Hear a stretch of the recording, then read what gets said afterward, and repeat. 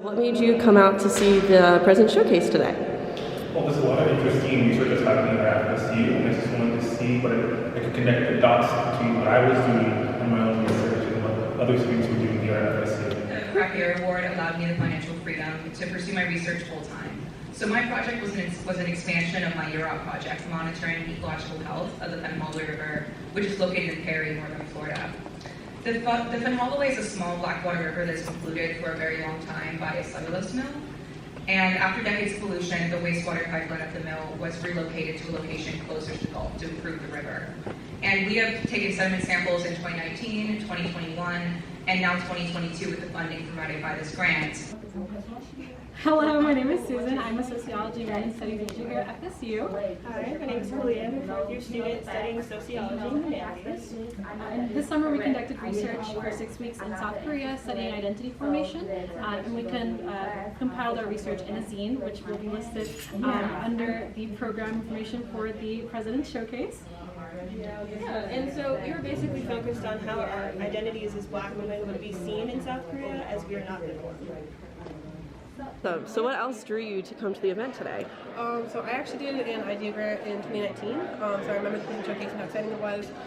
So I was really excited today to come as an alumni of FSU now and just see what everyone's doing, to see what young researchers are doing. I was looking at the White Rose, a nonviolent resistance group that protested against the Nazi regime. Initially, the founder was Han Sho, who was a spokesperson of the group, but I found that in the 80s and the 2000s, Sophie Sho became the face of the resistance.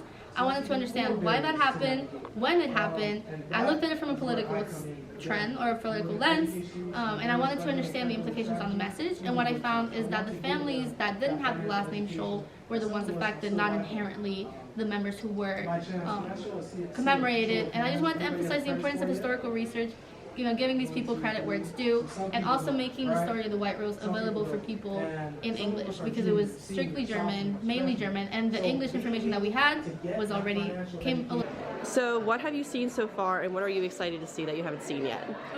Two projects that I saw that I was really impressed with were Ezekiel Faulkner's project on single-parent households and entrepreneurship with children. That was really cool. I think he's doing some really important work. And then I also saw David Weatheridge's projects on he's a nonprofit building generational success, and just kind of what he's doing, reaching out with kids and just trying to help them get to college. It's just really important work, and it's just really great to get to support that and be here into that research. What have you seen so far that you were most excited about? I was really intrigued by a presentation on collective cancer, because I just got back from an internship that focused on data science and cancer. And I'd like to thank the CRE for inviting me to shed some light on the research experience. I find that it's important to acknowledge that learning goes both ways. Yes, the student has embarked on a journey of progress, learning skills, communicating in an academic environment, and slowly advancing from being a student to becoming a peer and a colleague, developing the crucial skills of self-reflection, self-monitoring, and the self-generation of ideas. However, faculty mentors should also be open to learning as well, and that's something that I learned in this experience.